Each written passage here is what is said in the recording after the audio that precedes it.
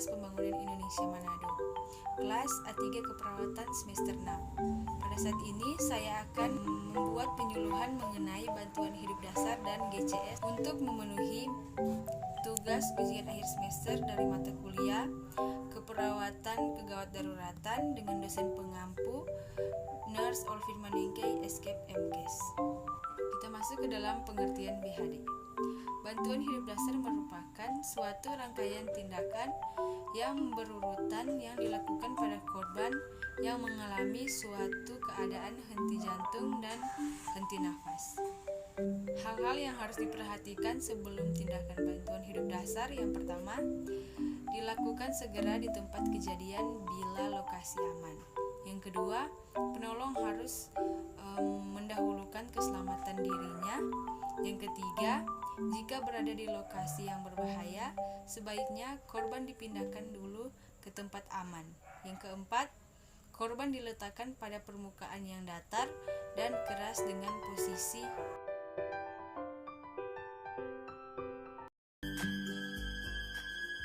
Ketika kita menjumpai situasi yang berpotensi mengancam nyawa dan memerlukan respon cepat, langkah pertama yang harus kita lakukan adalah memastikan keadaan sekitar aman. Jangan sampai Anda menjadi korban yang kedua. Kemudian periksa kesadaran korban dengan mengguncang atau menepuk bahu sambil memanggilnya dengan lantang. Jika korban tidak sadar, serukan bantuan pada orang-orang sekitar. Mintalah pada mereka untuk menghubungi call center 8000 atau 021 1500 135. Laporkan kejadian Code Blue. Pastikan kondisi pernafasan korban. Apakah normal atau tidak? Pertama-tama, lakukan posisi head tilt chin lift. Dongakkan dahi korban sambil mengangkat dagunya. Kemudian, terapkan metode lihat, dengar, dan rasakan. Lihat, apakah dadanya naik turun? Dengar, apakah ada suara nafas? Dan rasakan, apakah ada hembusan nafas? Lakukan semua pengecekan tersebut dalam waktu kurang dari 10 detik. Jika korban bernafas normal, jagalah jalan nafasnya dengan recovery position, sekaligus memastikan dirinya tidak tersedak.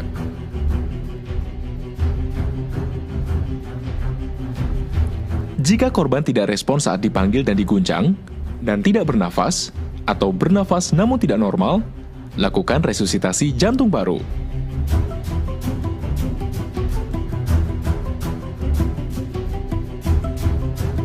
Posisikan diri Anda di samping korban. Sebelum melakukan kompresi, bebaskan dada korban dari pakaian. Letakkan pangkal telapak tangan di tengah dada. Kemudian, letakkan pangkal telapak tangan yang lain di atasnya. Jika korban adalah anak usia 1 sampai dengan 8 tahun, kompresi dada dilakukan dengan satu tangan. Jika korban adalah bayi, kompresi dada menggunakan 2 jari.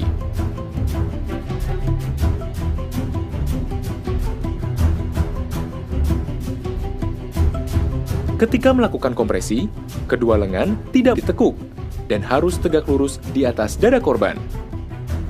Maka dari itu, gunakanlah kekuatan tubuh bagian atas, bukan dari lengan. Jaga agar pangkal telapak tangan tidak berpindah posisinya dari tengah dada korban. Setiap kompresi terdiri atas 30 kali tekanan dengan kecepatan 100 kali per menit. Kedalamannya 5 cm dan tidak lebih dari 6 cm. Kompresi tidak boleh terputus kecuali untuk memberikan nafas buatan atau memindahkan pasien. Setiap selesai kompresi, angkat pangkal telapak tangan sehingga dada mengembang seperti semula.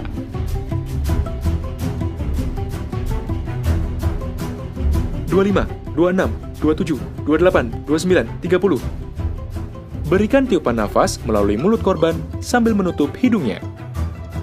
Satu tiupan setara dengan 1 detik. Apabila dilakukan dengan benar, permukaan dada akan naik. Berikan kesempatan udara keluar dan lihat turunnya permukaan dada. Pemberian nafas buatan pada bayi dilakukan dari mulut penolong menuju mulut sekaligus hidung bayi. Rasio setiap kompresi dan nafas buatan adalah 30:2. Hentikan BHD apabila terjadi hal-hal berikut ini. Pihak penolong terancam keselamatannya. Adanya perintah jangan diresusitasi dari tim medik atau dokter. Kembalinya denyut jantung dan nafas saat pasien bergerak spontan. Proses pertolongan tersebut diambil alih langsung oleh TMRC. Secara ringkas, langkah-langkah pertolongan bantuan hidup dasar adalah sebagai berikut. Pastikan lingkungan aman dari bahaya. Pastikan kesadaran korban dengan menepuk dan memanggilnya. Serukan bantuan apabila korban tidak sadar. Pastikan kondisi pernafasan korban. Apabila pernafasan tidak normal atau tidak bernafas, lakukan kompresi dada yang dilanjutkan dengan nafas bantuan dengan rasio 30:2. Jangan hentikan sampai tim medis datang.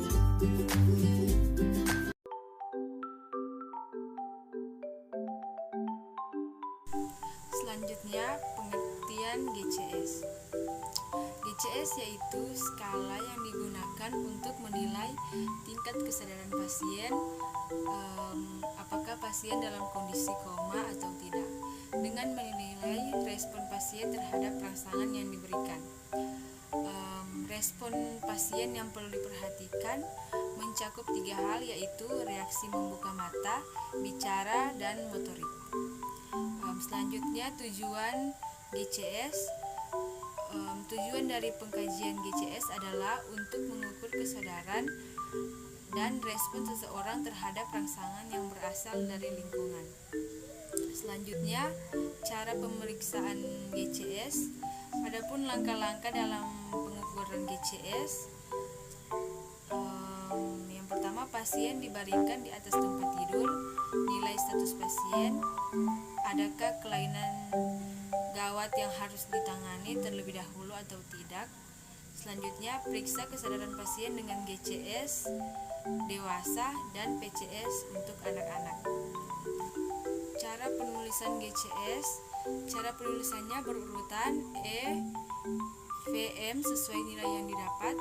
Penderita yang sadar atau kompos mentis GCS-nya 15, E4, V5, dan M6. Sedangkan penderita koma dalam GCS-nya 3, E1, V1, dan M1.